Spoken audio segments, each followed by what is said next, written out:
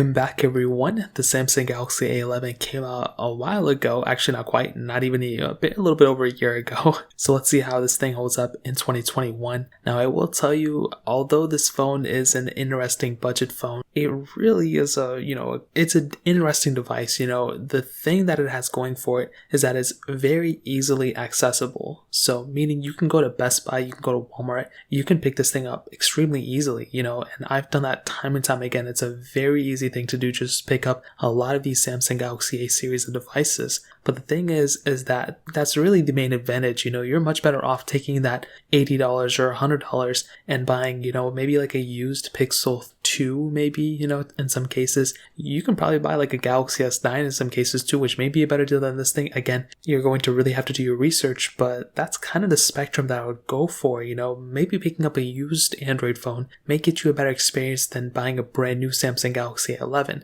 Now on the outside, specifically with the front, we have a 6.4-inch PLS IPS panel. Now it's a 720p panel, and this is kind of a double-edged sword. So on one hand, it actually looks kind of interesting, mostly because, it has that hole punch display, something like the newer Galaxies have. It has a little bit of a chin at the bottom, but it's really nothing super crazy. It actually looks like a pretty interesting design panel, but the problem is that, I'll be completely honest, it isn't quite the most interesting, or best looking panel of all time. I think it's kind of an interesting thing there. I wish they did a better job when it came down to the panel itself, because 720p isn't inherently bad, but when you don't have, the brightness isn't that great. It just isn't that great looking of a panel. I will say though, when you turn it on and, the auto brightness dims down, it is one of the most satisfying dimming down panels I've seen. I don't know what it is about it. Maybe because I've always set it off, but it is something that kind of threw me off. Now you do have USB Type-C port on the bottom, and you have a microSD card slot too, which that in and of itself is really cool. Like I mentioned, you don't really see that too often on a lot of the devices that have came out. So we do have it on this phone,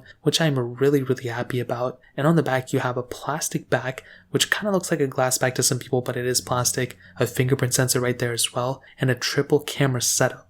Now that's really it on the outside. There really isn't anything super crazy. Again, I've seen way better looking devices, but I've also seen devices that look way worse than this. I think visually the design of this phone looks pretty good, and I'm actually really happy about it because of that price tag. Like, this is the cheapest Galaxy A series device, or one of the cheapest A series devices that they make, and I think it looks really good for the most part. I kind of wish they took a little bit of a better approach with that panel up front, but other than that, I think this whole entire phone looks pretty decent, to be completely honest. Now, camera wise, okay, although it has that triple camera setup, this is pretty much what we're working with: a 13 megapixel wide angle lens, a 5 megapixel ultra wide sensor, a 2 megapixel depth lens, and I think overall, it's a good looking camera, I guess, for the price tag, for how easily accessible this phone is. But again, it wouldn't be my first choice. The thing about this phone is that ultra-wide sensor, I'm really happy to see. Just a couple years ago, we only had like a single camera setup on our Androids, and now for our A series, we're getting them at a much cheaper price tag, so at least I'm happy about that. The depth camera really doesn't do anything, I'm being completely honest, but I think overall the camera itself looks pretty okay. Again, you can only do 1080p, which I'm not happy about, but there's really nothing we can do about it. So I think ultimately the camera on the back really isn't that bad.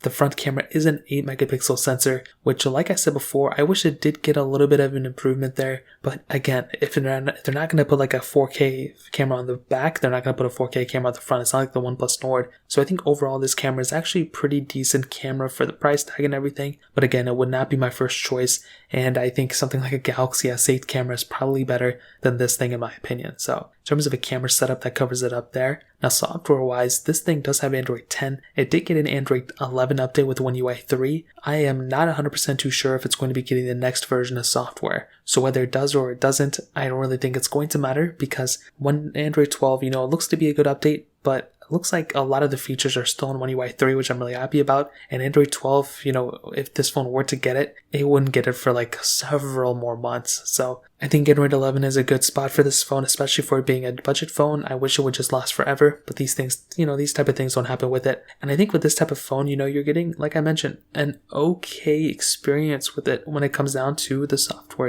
It's a buggy, piece of software. I'm not going to sit here and say it's like perfect, but it'll get the job done for the most part. And if you're somebody who wants to just get a phone and use it for the software, this is probably a okay phone. But if you want a more stock approach, getting a Google Pixel may be the better, thing for you. Now, it does have an actual bigger battery size than you would imagine. It has a 4,000 mAh battery, and that is a pretty big size battery to have on this device. Now, it is non-removable, so you can't go and like remove the battery and all that stuff. But I think for the most part, like, it's not that bad of an experience. Like, it's a really good size battery on here. It's a, bigger battery size than the iPhone 12 Pro Max. I mean, that's crazy to think that a phone at this like price tag has a bigger battery than those, but that's actually the case. So I think that's a really good thing that this phone has going for it. And it may be one of the best things that this phone has going for it in general.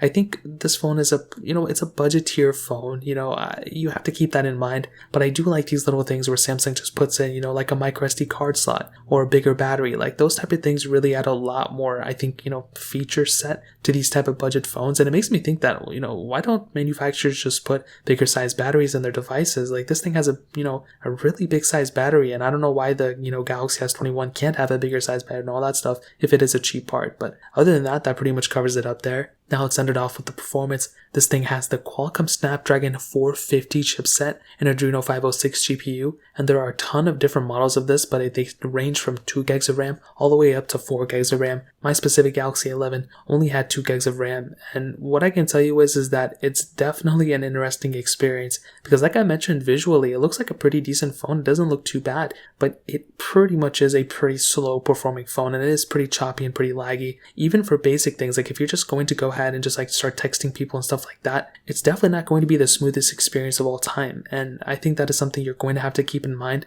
Again, when you get a phone like this, you don't want it to be like the same day you get it to already be outdated and already being choppy and slow and stuff like that. And that kind of may be the case with this type of phone. I'll be completely honest. I don't want to say that, but it's probably going to be the case. If you're trying to do like super intensive gaming and that type of stuff, again, this may not be the phone for you. You may want to go for something like a Galaxy S10 or something. Like those phones have a ton of capability. It's crazy. So do keep that in mind. I think the Galaxy A11 is a good phone for somebody who's doing the bare minimum. Like if you literally just want to like text people and call people and like maybe watch videos here and there, then yeah, that may be a good thing for you. But I think for a majority of everyone else, you may be better off picking up something like a Galaxy S10 or even a Galaxy S9 or maybe even a Galaxy S8 if I'm being completely honest. So in terms of that covers it up in the performance standpoint. And to kind of sum up this video and to answer the question, should you still buy a Samsung Galaxy A11 in 2021? Well, this is pretty much what I'll tell you. Like I mentioned before, I think this is a good phone because of its availability. I don't think this phone really has too much going for it. I think the, specific thing that you can go and just pick it up from anywhere, meaning you can go to Best Buy, you can go to Walmart, and literally just pick it up from there is actually a pretty cool thing. And I think that's one of its biggest advantages. But I definitely would not say the Galaxy A11 is like an S20 replacement or S21 replacement, or it's even like a Galaxy S10 replacement. Like this thing, although it came out in 2020, it is pretty far behind than a lot of other phones that you would imagine. So definitely keep that in mind. Now, I think for everyone else, I probably would recommend getting something like a Galaxy S10. An S10e, like it's definitely more expensive, but it is worth the money in my opinion. I think getting something like this is just kind of like barking up the wrong tree. It's definitely outdated already, and I would recommend picking up something like a Galaxy S10 or something along those lines. So that's pretty much it. If you want to pick those up, links are down below. If you have any other questions, let me know in the comment section as well. Hit the like button, but definitely hit that subscribe button. More importantly than everything else, I love every single one of you guys. Hopefully I'll catch you guys in the next video. Peace out till then.